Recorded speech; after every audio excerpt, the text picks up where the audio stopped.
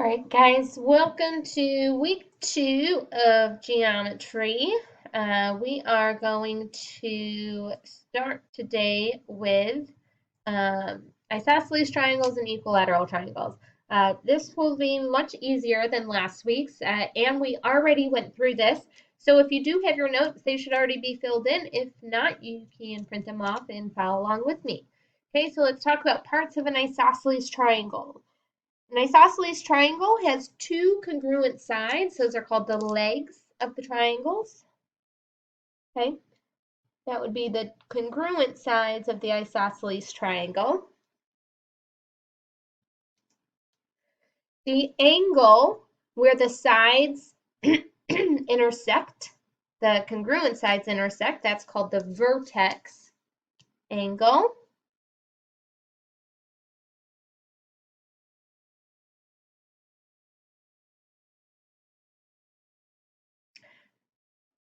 And the side opposite the vertex angle is called the base.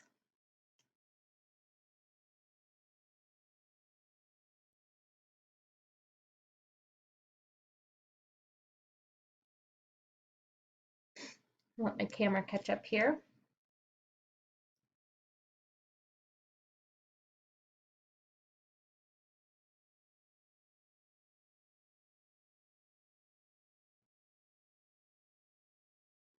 Okay, the angles along the base are called the base angles.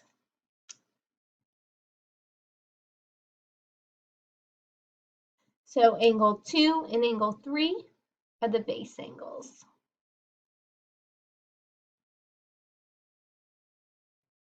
The isosceles triangle theorem states if two sides of a triangle are congruent,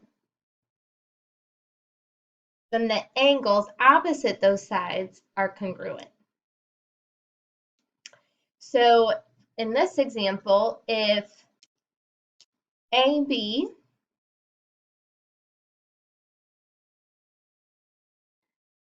is congruent to CB, and those are the sides, then that means the base angles, angle 3 and angle 2, are congruent.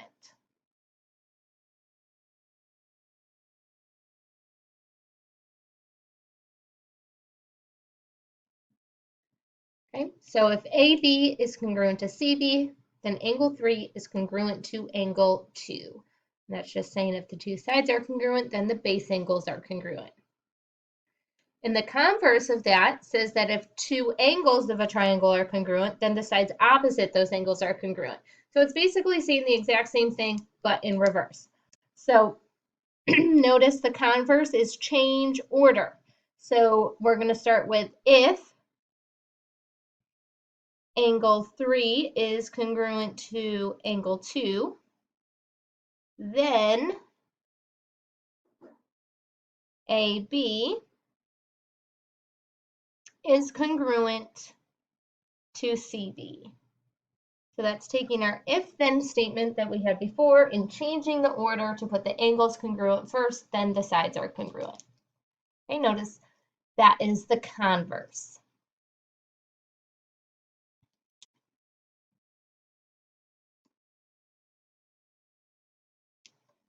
Okay, and that says AB is congruent to CB. All right, so let's look at some examples here. This is just based on isosceles triangles. So for the first one, it says find each missing measure. So I see that in number 1 that JK and LK are congruent. Okay, so since the sides are congruent, that means the base angles are congruent. So angle L is 68, which means angle J is also 68. Okay, if we know that two angles in a triangle, they are both 68, how do we find the third? Well, to find angle K,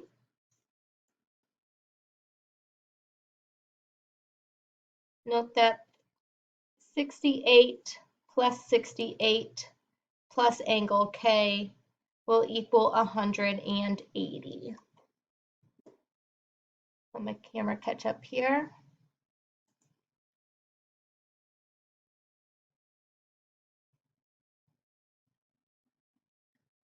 Okay, 68 plus 68 is 136.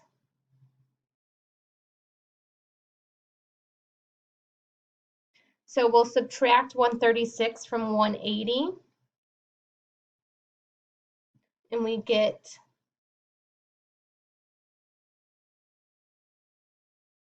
that the measure of angle K is going to be equal to 44.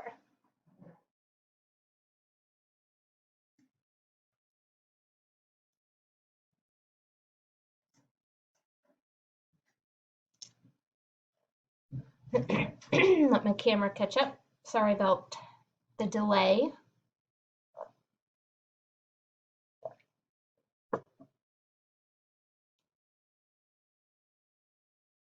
So we got the measure of angle J is equal to 68, and the measure of angle K is equal to 44. Camera froze, so just one moment as it catches up. And we will move on to number 2.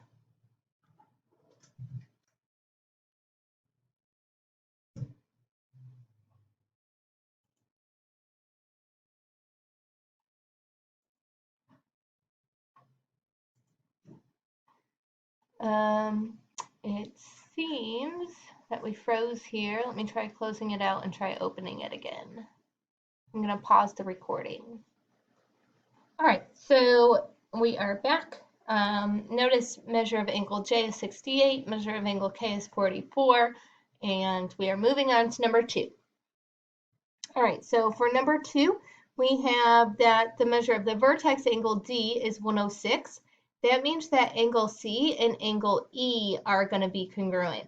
So since they are congruent, okay, I need to find how many degrees I have left for this triangle and then divide it by 2. So I'm going to take 180 and subtract 106. Okay, and when I do 180 minus 106, you should get 74. Oops, I wrote 76.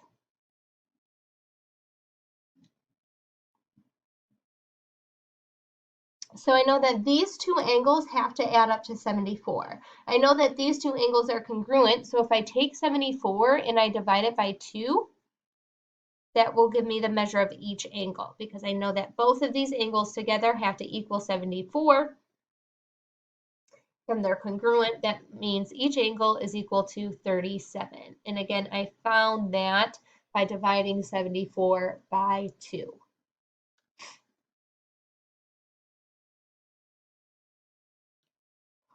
All right, let's move on to number 3. Number 3 says we need to find the measure of YZ. Now, YZ is not an angle, that is a side length. Okay, notice that if this angle is 77, this angle is 77, these are the base angles, which means these are the congruent sides. So YZ is going to be equal to 12.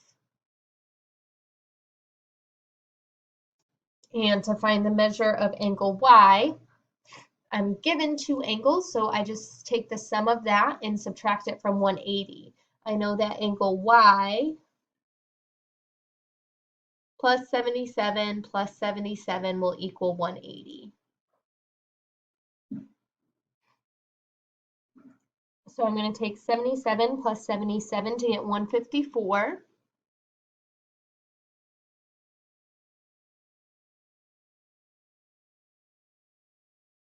So to get the measure of angle Y, I take 180 and subtract 154. We should get 26.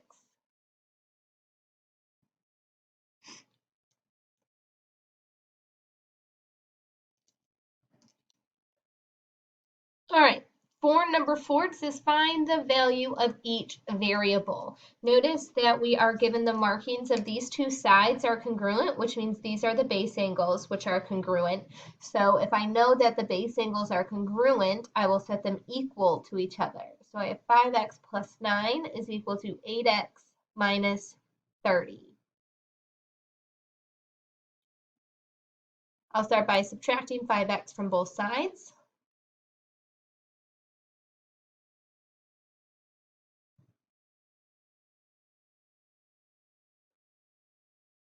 So I get 9 is equal to 3x minus 30. Then I'll add 30 to both sides. And I get 3x is equal to 39. To get x by itself, you want to divide both sides by 3. And 39 divided by 3 is 13. So x is equal to 13.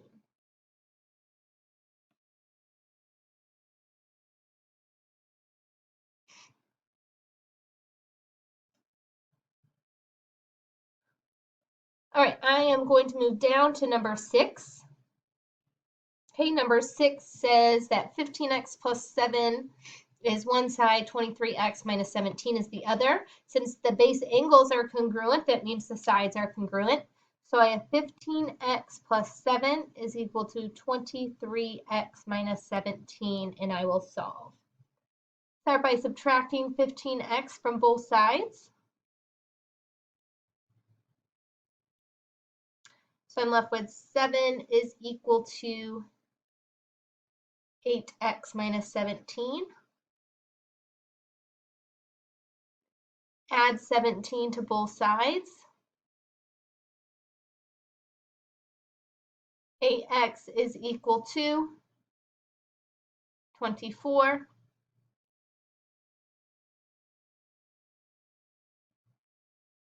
Which means x is equal to 3.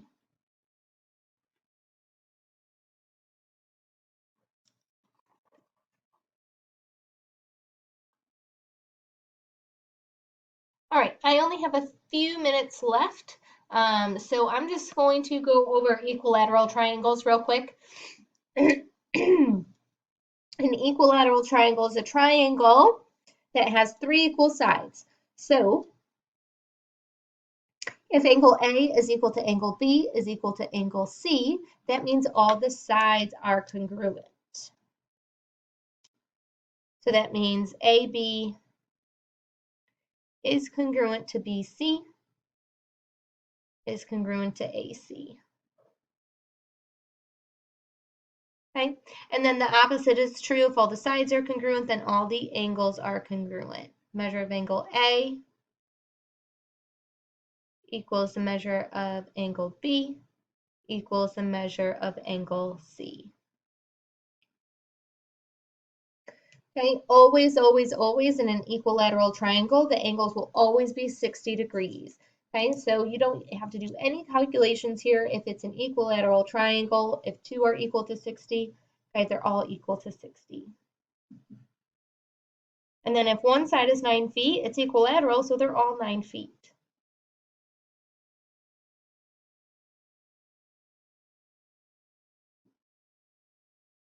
Okay. And then look at number 12. We know that all the sides are congruent, so it says find the angles. Well, we're not given any angle measures, but that doesn't matter because all the angles in an equilateral triangle, it doesn't matter what the sides are, all the angles are 60 degrees.